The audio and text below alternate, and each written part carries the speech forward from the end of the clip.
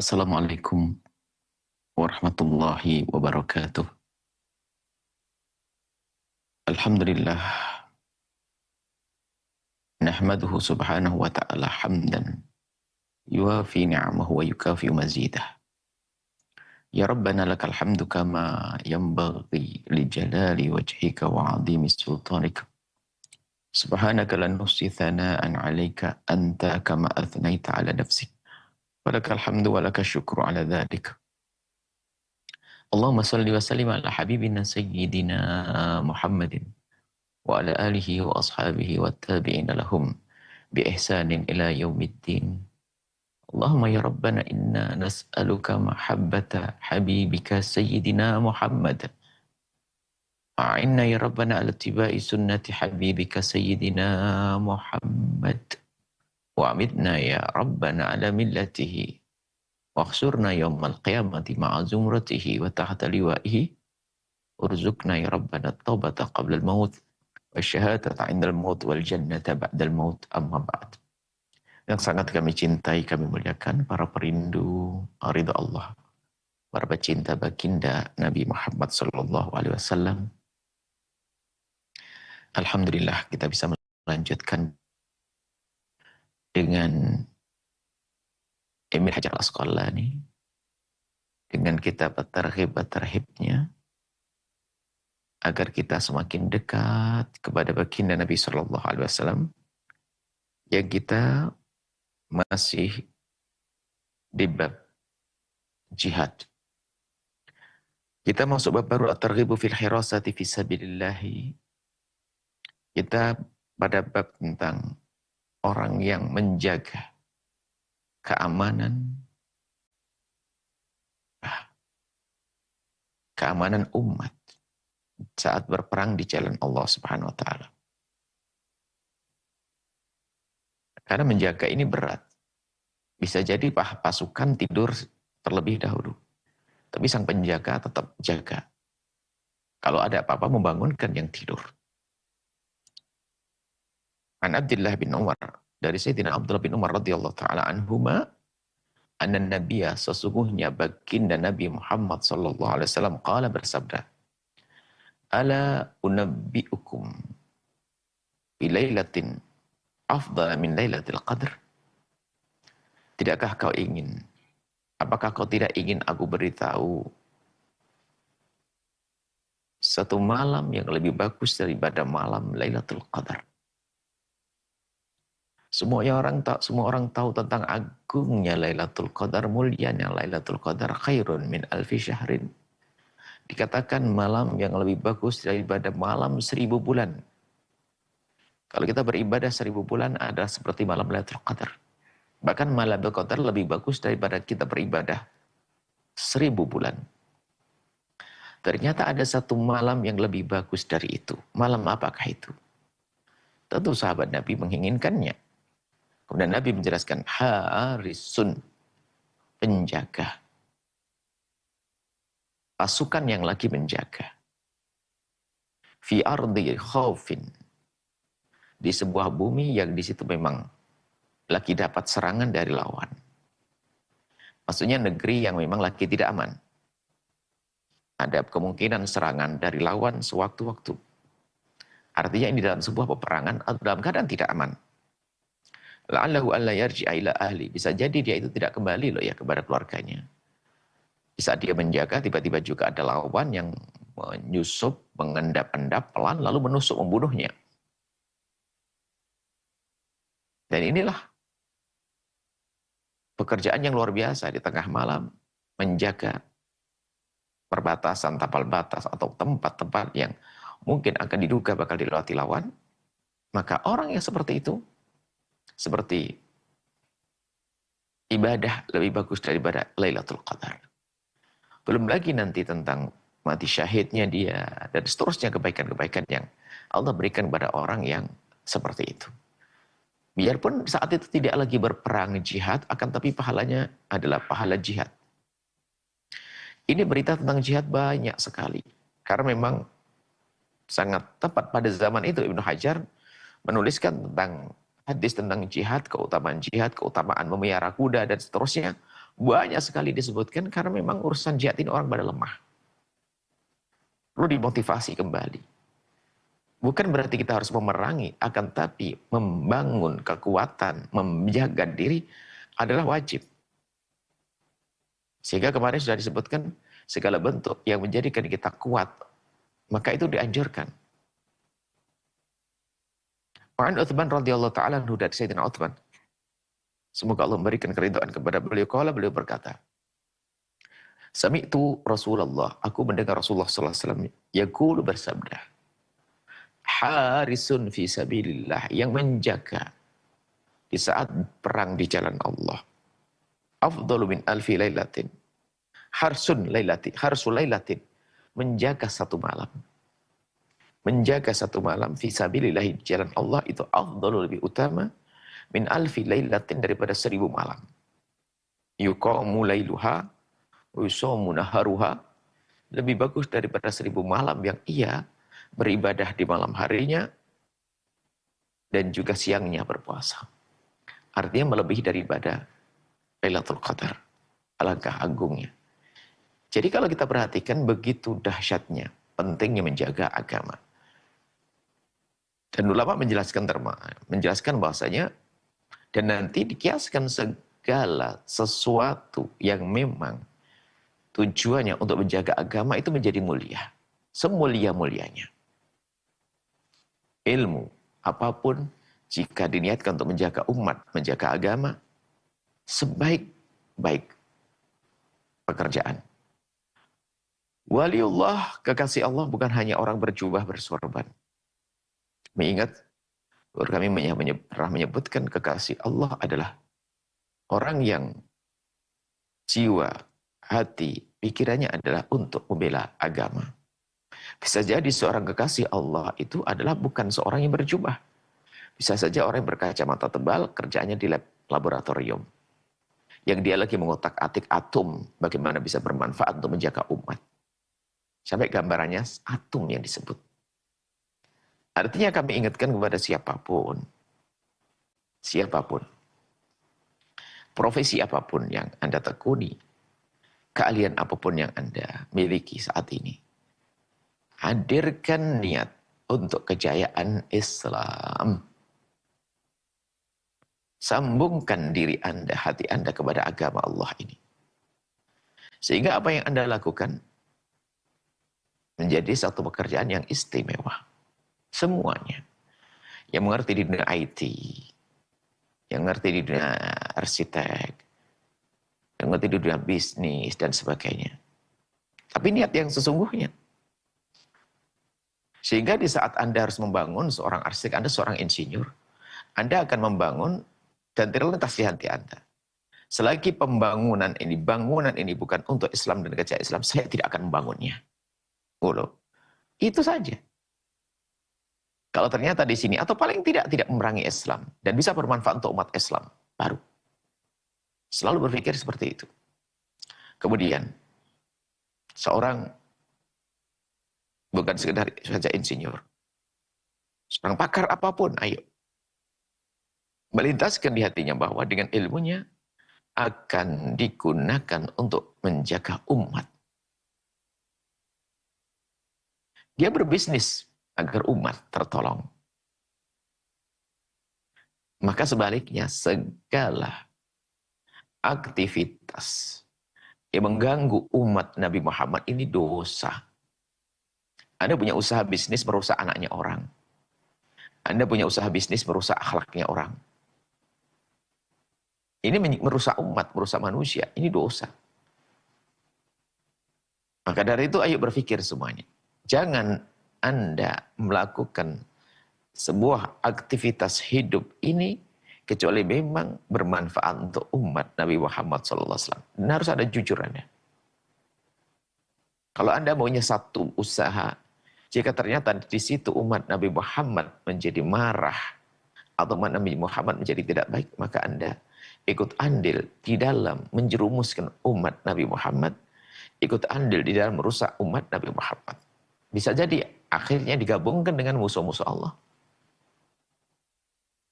Sekarang Anda dagang apa coba? Anda jualan apa? Apa yang penghasilan Anda dari apa? Nah, di sini harus diperhatikan hal-hal kemaslahatan untuk umat. Begitu sebaliknya, biarpun Anda ngurusi bisnis yang besar, jadi orang paling kaya, tapi di pikiran dan di otak Anda adalah, kalau Anda nanti berhasil, akan aku gunakan untuk umat Nabi Muhammad. Dan betul, kapan Anda untung langsung mengucur ke tempat-tempat mulia, pesantren, masjid, umat Nabi Muhammad. Maka apa yang ia lakukan ternyata bukan hanya berbisnis saja, tapi punya nilai jihad, punya nilai yang luar biasa. Baik, kita lanjutkan. At-targhibu fi iktibasil khayli. Imbauan untuk bisa memelihara kuda. Tapi lil jihadi, untuk jihad. La riya'an wala sum'atan. Bukan untuk riya. Bukan karena pengen dilihat orang, wah punya kuda mahal, kuda hebat. Jadi orang yang memelihara kuda, kemarin kita sebutkan ada 3 macam, para ulama menjelaskan. Yang pertama adalah terkutuk dia, kadang untuk kesombongan. Harganya mahal, hanya untuk pamer saja, action gaya. Yang kedua, miara kuda hanya untuk mencari keuntungan dari balik piaraan kuda. Biasa begitu saja. Maka dia adalah tidak biasa saja, seperti miara binatang-binatang yang lainnya. Tapi yang satu lagi, yang ketiga adalah, memiara kuda adalah dengan niat untuk kejayaan Islam. Kemuliaan Islam. Maka memelihara kuda diniatkan untuk jihad, inilah yang mendapatkan kemuliaan. Sehingga dalam urusan perkudaan ini, Imam Ibn Hajar Al-Asqalani menjelaskan bahwa itu bukan hanya urusan kuda. Apapun yang engkau beli, engkau memiliki, jika engkau memilikinya dengan niat untuk kekuatan Islam, kejayaan Islam, maka nanti mendapatkan kemuliaan seperti yang disebutkan di dalam kemuliaan kuda. Memang kuda ini kan zaman itu, untuk berperang itu ya kuda untuk bisa lari kencang. Akan tapi hari ini berbeda. Dalam dunia, perang di zaman ini, persaingan zaman ini berbeda.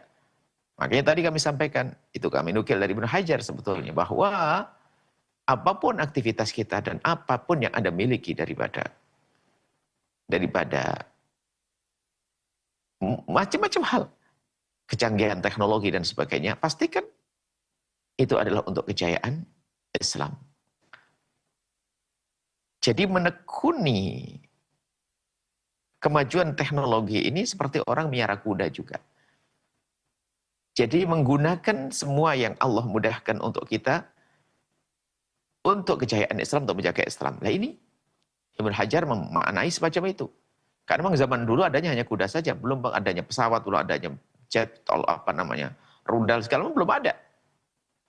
Tapi lafaz aslinya juga jangan ditinggalkan, kata Ibnu Hajar.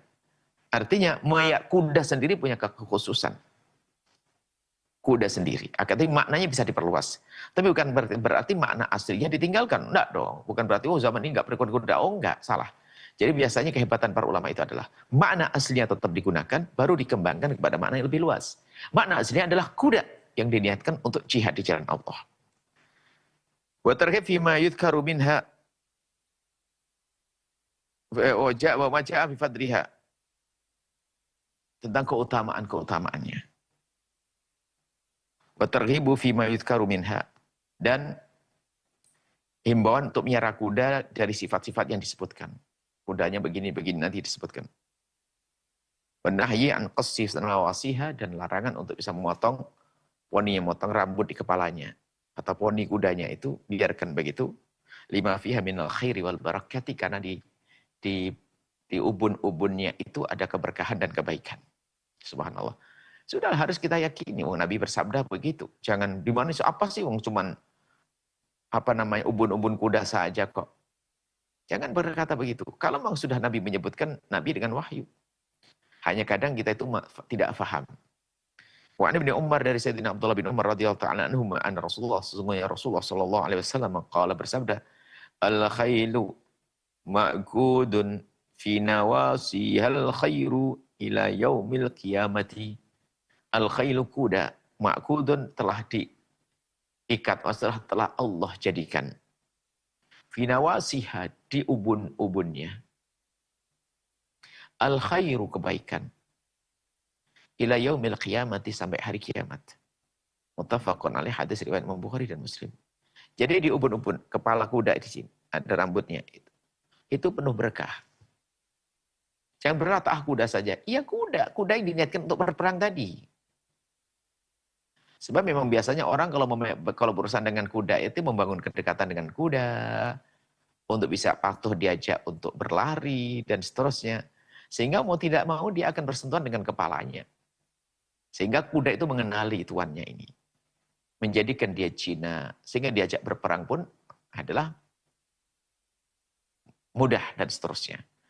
Melatih untuk kudanya untuk bisa mengikuti perintah dan seterusnya. Nah ini urusan kuda.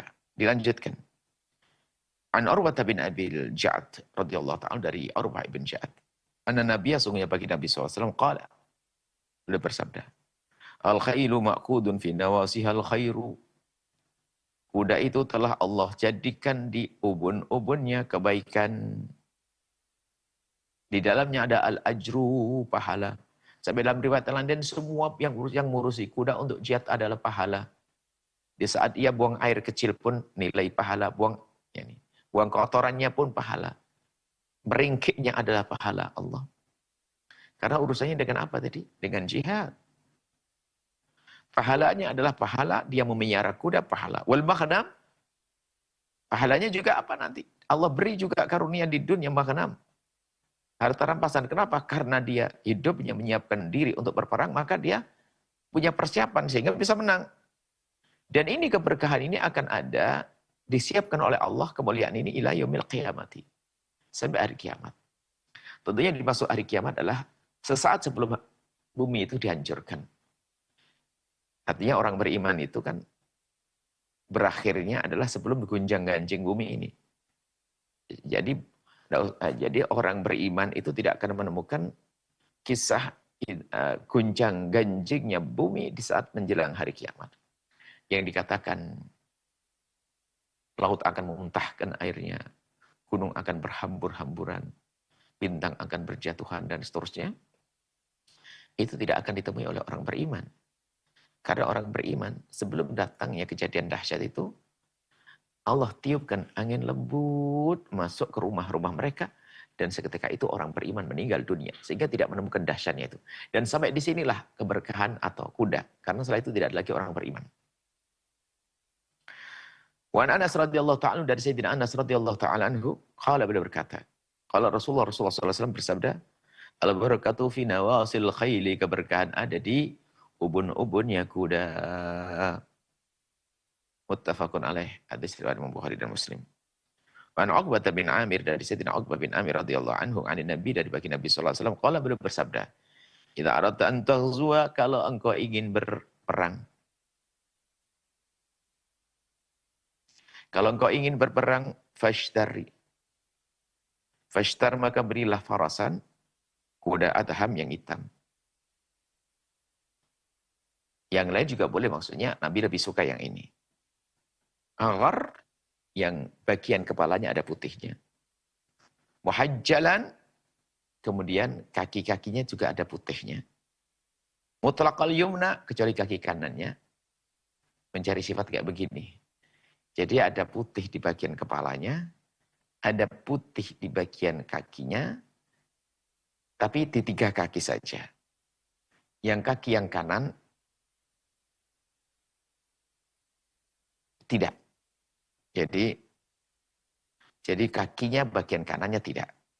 Mutlaqul yumna, jadi tidak ada warna corak putihnya bagian yang kanan. Jadi kanannya tidak. Ini disebutkan Nabi. Artinya, ya kalau kita bisa mendapatkan seperti itu ya menjadi satu nilai plus. Artinya gini loh ya kaidahnya. Segala sesuatu yang disenangi Nabi atau disebut Nabi tentu ada kelebihannya.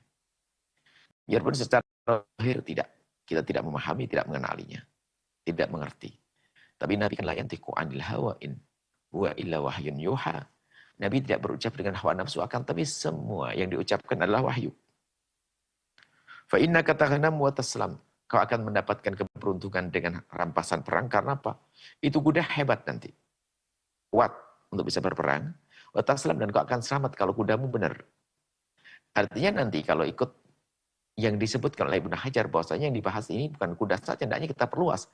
Makanya orang yang menyiapkan diri untuk menjaga bangsa ini, punya ilmu bela diri, ilmu berperang, dan seterusnya, maka orang ini akan beruntung. Di saat terjadi peperangan, dia akan menang dan selamat. Karena dia berlatih. Sehingga latihan perang sampai hari ini tetap dianjurkan. Wa an Abi Wahb radhiyallahu taala anhu, dari Abi Wahab radhiyallahu taala, semoga Allah berikan keridhaan kepada Abi Wahab. Anna Rasulullah sallallahu alaihi wasallam qala, bersabda, alaikum bil khayli. Alaikum minal khayli, hendaknya kalau kamu ingin memiliki kuda, Anda bikulli kumaitin. Ya, hendaknya engkau ambil yang kumait. Jadi kumait ini adalah satu warna antara hitam dan merah. Kumait itu antara hitam dan merah. Apa ya? Hitam ke arah merah, kumait. Sudah Anda bayangin saja kuda. Kuda hitam ke merah-merahan gitu, ke arah merah. Kemudian aghar, yang bagian kepalanya, wajah kepalanya ada putihnya. Muhajjalin, kakinya ada putihnya juga. Ashkar, atau bulunya itu ashkar. Ashkar itu adalah kalau disebut ashkar itu adalah merah. Merahnya ke arah putih. Apa? Merah ke arah putih. Jadi sampai katakan kalau rambut orang dikenali pirang gitu ya. Bukan merah. Pirang. Gambarin ya Pak, rambutnya seperti itu. Aghar, yang wajahnya, kepala, mukanya ada putihnya. Muhajjal, ya. Muhajjal, yang kakinya ada putihnya. Au adham, atau kuda yang hitam kelam. Aghar, yang wajahnya ada putihnya. Muhajjal, yang kaki-kakinya ada putihnya. Rawahu Abu Dawud, walaftulahu wa Nasa'i mutawalan. Imam Nasa'i ada panjang hadisnya. Nah, ini adalah tentang kuda. Jadi ayo kita, kalau punya kesempatan miara kuda. Karena kalau sudah mengerti, kalau Anda miara kuda dengan niat untuk jihad, biarpun sudah negeri itu aman, makanya Anda akan ingat perjuangan terus. Jadi yang dibangun ini adalah jiwa berjuang. Hanya Ibnu Hajar melebarkan maknanya. Jangan hanya fokus pada lafadznya saja. Akan tapi bisa dikembangkan kepada yang lainnya. Dan kalau kita perlebar lagi, yang diinginkan baginda Nabi adalah semua dari kita punya jiwa jihad. Sehingga nanti akan diterjemahkan oleh kecerdasan akalnya di saat melihat kiri kanannya. Sehingga nanti pada akhirnya dia akan berkata, segala sesuatu yang bermanfaat untuk menjaga umat, maka itu adalah aku harus pegang, harus aku kuasai. Sehingga kalau bicara tentang peperangan, perang kan sekarang bukan saja perang fisik di medan laga, perang media, perang teknologi dan sebagainya. Bisa jadi kalau kita bicara tentang, kan dulu ada Khalid bin Walid. Bisa jadi kalau Khalid bin Walid hidup di tahun ini, Khalid bin Walid mungkin akan pelajari dunia internet agar bisa memiliki satu untuk bisa menerobos di dalam perang media ini, atau budaya. Maka akan ditekuni. Karena mereka tuh ngerti tujuan. Jadi perang kan saat ini berbeda-beda. Beda-beda cara, perang teknologi dan sebagainya, perang. Merusak umat sekarang tidak perlu memasukkan. Mereka nggak perlu masukkan perempuan-perempuan ke negeri ini. Akan tapi cukup merusak pemikiran orang-orang di negeri kita ini untuk bisa pemikiran yang rusak, sehingga merusak perempuannya sendiri. Dan seterusnya. Perang peradaban dan seterusnya. Nah, yang perlu kita hadirkan di dalam diri kita adalah jiwa berjihad. Makanya kami selalu dengan kawan-kawan, kami ajak jadi pejuang itu. Kenapa kalimat pejuang kita hadirkan? Agar merasa bahwa kita ini berjuang di jalan baginda Nabi SAW. Qul hadhihi sabili, ini jalanku. Jalan dakwah ini jalan berjuang, jalan Rasulullah SAW. Makanya banggalah menjadi pejuang. Makanya bertanya jadi apa? Pejuang Nabi Muhammad. Di bagian apa? Tadi Haris, security di sana. Lu mulia. Kalau tidak ada security, rusak pondok. Seperti di pondok begini nih, makanya hendaknya kita semua merasa menjadi orang yang berjuang untuk umat Nabi Muhammad. Bahkan selalu kami sampaikan, sehingga kita saling menghargai dong. Saling menghormati. Karena mereka berjuang. Security yang menjaga, malamnya melek, yang lain tidur. Bayangkan.